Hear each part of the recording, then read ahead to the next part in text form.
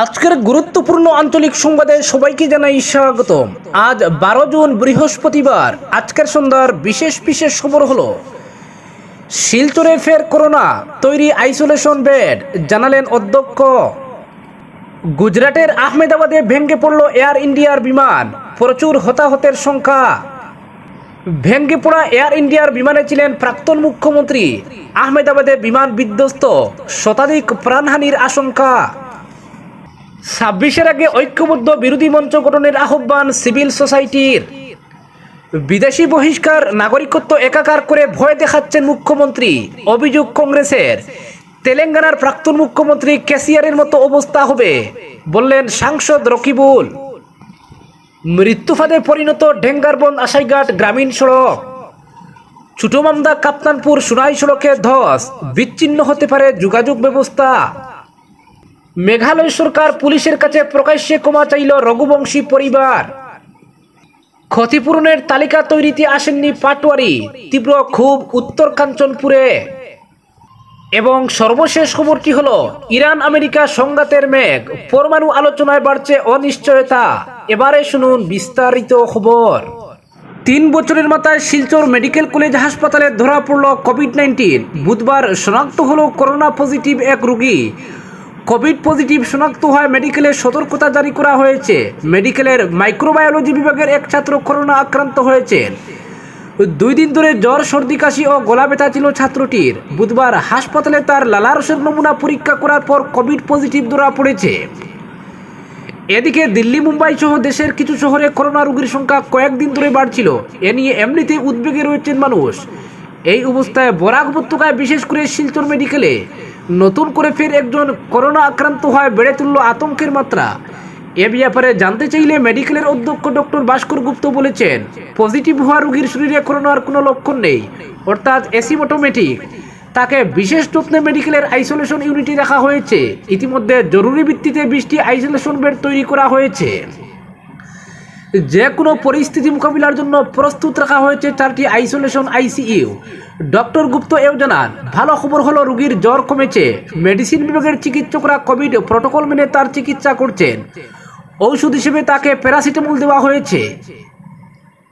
অধ্যক্ষ বলেছেন, করোনা নিয়ে সেইভাবে চিন্তিত হওয়ার কোনো প্রয়োজন নেই, তবে সাধারণ জনতাকে কোভিড বিধি মেনে চলতে হবে, মানতে হবে। মেডিকেলেও নতুন করে পজিটিভ রোগী ধরা পড়ার পরিপ্রেক্ষিতে মেডিকেলে কি এখন নমুনা পরীক্ষা শুরু হবে জানতে চাইলে জবাবে অধ্যক্ষ বলেছেন, যেহেতু কোভিড-19 প্রোটোকল এবং কোভিড বিধি আগে থেকেই জারি রয়েছে, ফলে সরকারের গাইডলাইন মেনে টেস্টের ব্যাপারেও সিদ্ধান্ত নেওয়া হবে।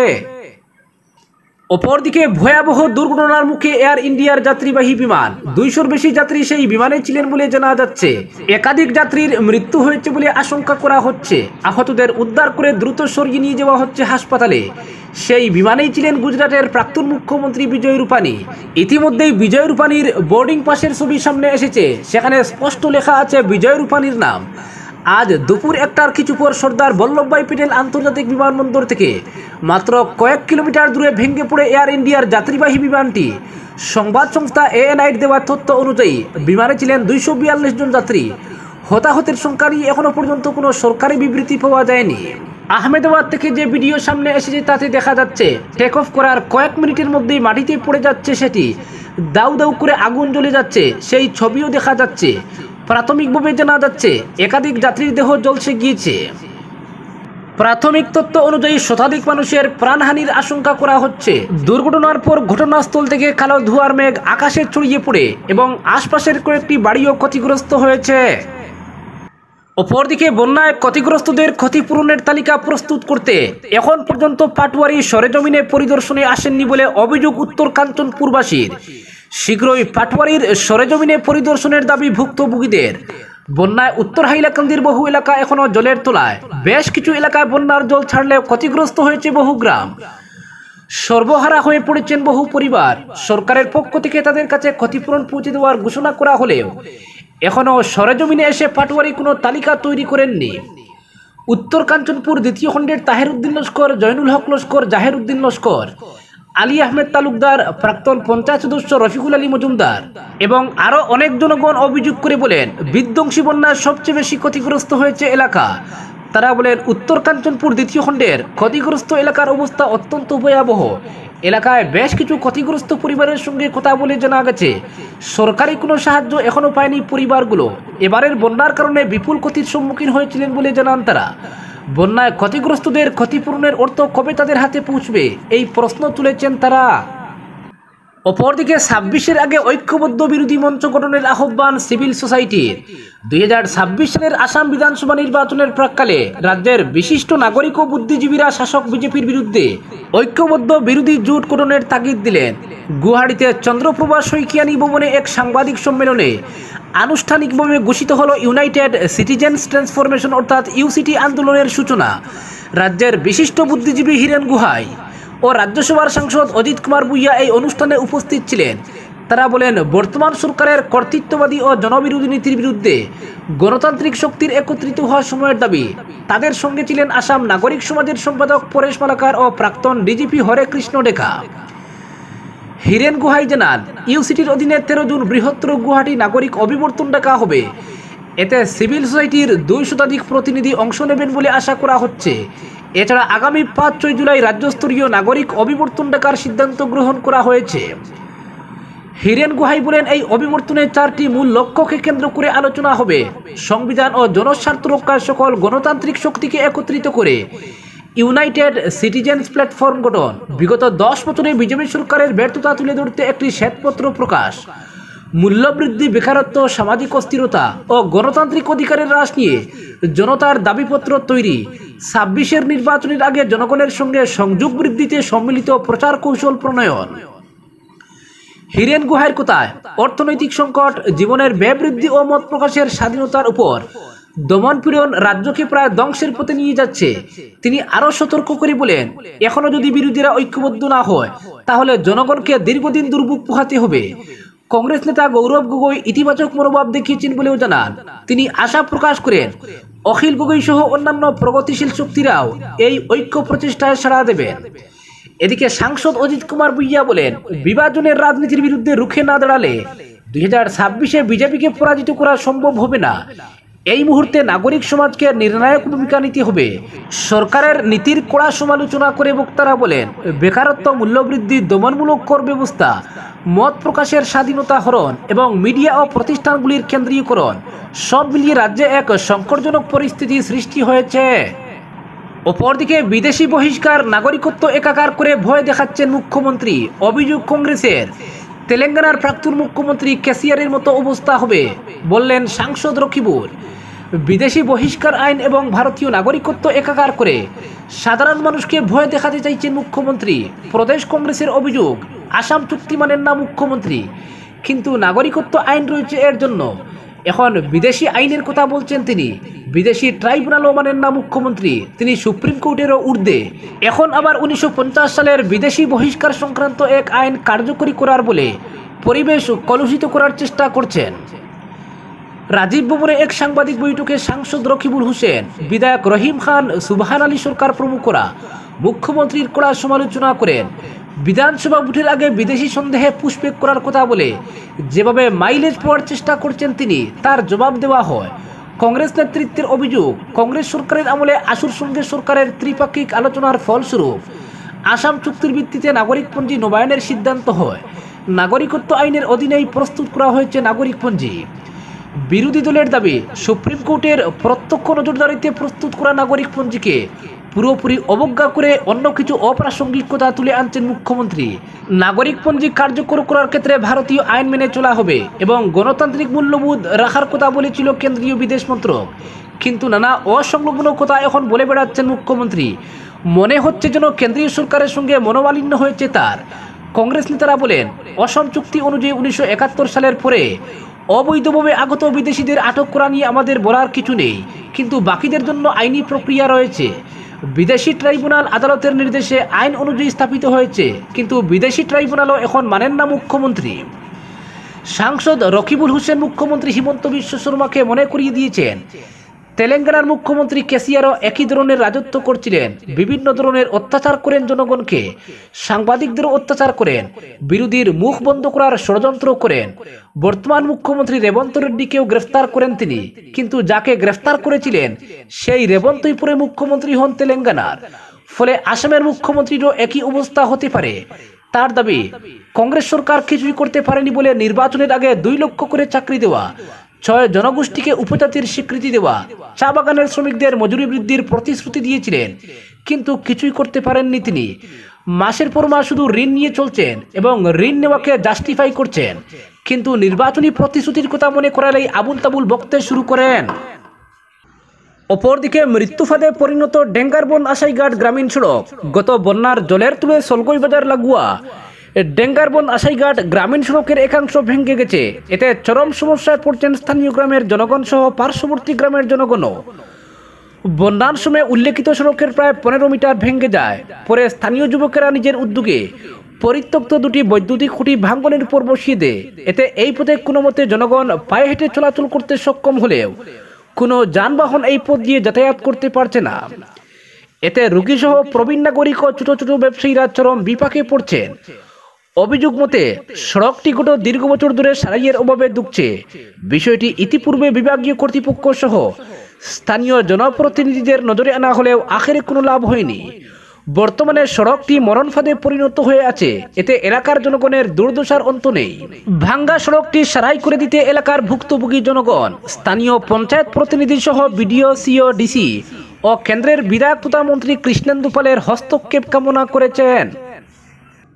অপরদিকে মেঘালয় সরকার পুলিশের কাছে প্রকাশ্যে ক্ষমা চাইল রঘুবংশীর পরিবার। মেঘালয় সরকার ও মেঘালয় পুলিশের কাছে ক্ষমা চেয়ে নিলেন হনিমুন হত্যাকাণ্ডের শিকার হওয়া রাজা রঘুবংশীর ভাই বিপিন। হত্যার রহস্য উন্মোচন হওয়ার আগে মেঘালয় সরকার, সে রাজ্যের পুলিশ এবং মেঘালয় ট্যুরিজম নিয়ে ব্যাপক ক্ষোভ উগরে দিয়েছিলেন এই বিপিন।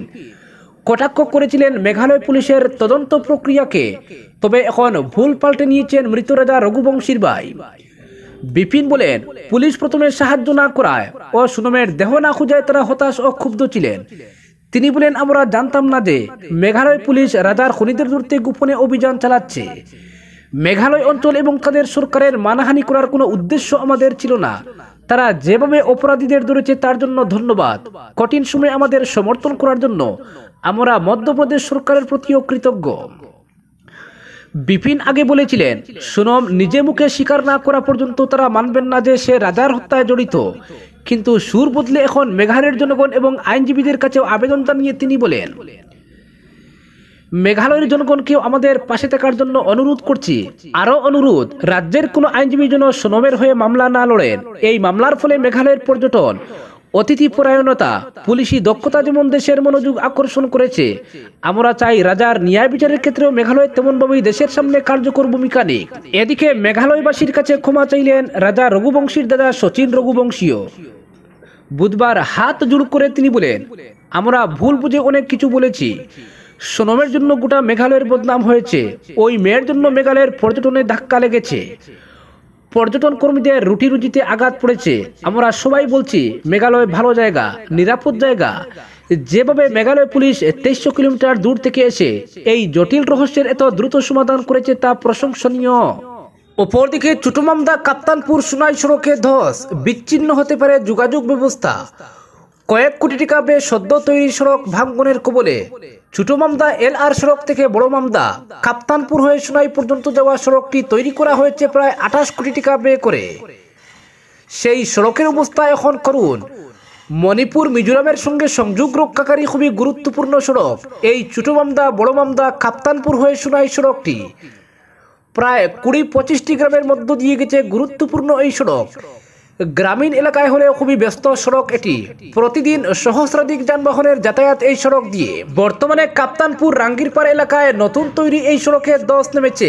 ভাঙ্গনের কবলে পড়া এই সড়কটিতে যে কোনো সময় যোগাযোগ ব্যাহত হয়ে পড়তে পারে।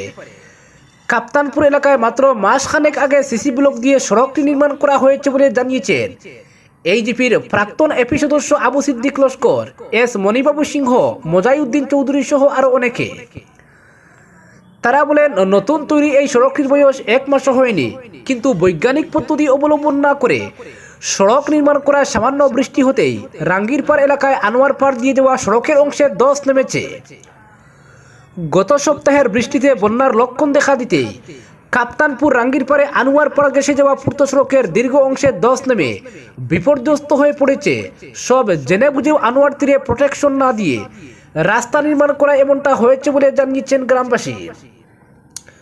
এখন এই সড়ক দিয়ে অত্যন্ত ঝুঁকি নিয়ে যানবাহন চলাচল করলেও যে কোনো সময় অঘটন ঘটার আশঙ্কা রয়েছে বলে মনে করেন তারা। ভাঙ্গনের এই স্থানটি থেকে সোনাই দূরত্ব বড়জোর 3 কিলোমিটার হবে।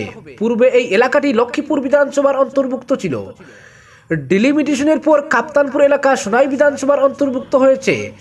কাপ্তানপুর এলাকায় ধসে পড়া সড়কটি পুনরায় বৈজ্ঞানিক পদ্ধতি অবলম্বন করে মেরামত করা না হলে বিশাল এলাকা যোগাযোগ বিচ্ছিন্ন হয়ে পড়বে বলে মনে করছেন স্থানীয় লোকজন। যোগাযোগ বিচ্ছিন্নতা থেকে রক্ষা পাওয়ার জন্য বরাক উপত্যকা উন্নয়ন বিভাগের মন্ত্রী কৌশিক রায়ের হস্তক্ষেপ কামনা করেছেন এলাকার সচেতন মহল। একমাত্র মন্ত্রী কৌশিক রায় চাইলেই এই সমস্যার সমাধান সম্ভব বলে জানিয়েছেন এস মণিবাবু সিংহ, আবু সিদ্দিক লস্কর, মাজাইউদ্দিন চৌধুরী প্রমুখ।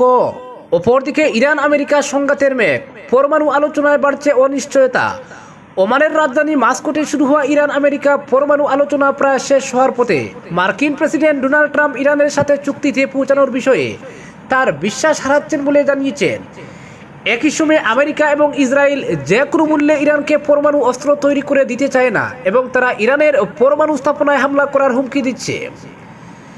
এই উত্তেজনার মধ্যে ইরানের প্রতিরক্ষা মন্ত্রী বলেছেন, যদি আমেরিকার সঙ্গে সংঘর্ষ শুরু হয় তাহলে ইরান মধ্যপ্রাচ্যের মার্কিন সামরিক ঘাঁটিগুলিকে লক্ষ্যবস্তু করবে।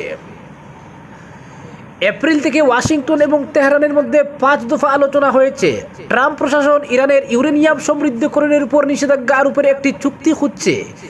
তারা হুমকি দিয়েছে যে যদি কোনো চুক্তি না হয় তবে তারা ইরানকে আক্রমণ করবে। ইরানের প্রতিরক্ষা মন্ত্রী নাসির জাদেহ বুধবার বলেছেন, যদি আমেরিকা প্রথমে ইরানকে আক্রমণ করে তাহলে তারা এই অঞ্চলের মার্কিন সামরিক ঘাঁটিগুলিকে লক্ষ্যবস্তু করবে। রয়টার্স নিউজ এজেন্সি জানিয়েছে, নাসির জাদেহ সংবাদ মাধ্যমকে বলেছেন, অন্য পক্ষের কিছু কর্মকর্তা আলোচনার ব্যর্থতায় সংঘাতের হুমকি দিচ্ছেন। যদি আমাদের উপর সংঘাত চাপানো হয় তবে সমস্ত মার্কিন ঘাঁটি আমাদের নাগালের মধ্যে থাকবে এবং আমরা স্বাগতিক দেশগুলিতে তাদের সাহসিকতার সাথে লক্ষ্যবস্তু করব। আজকের বিশেষ সংবাদ এখানেই সমাপ্ত।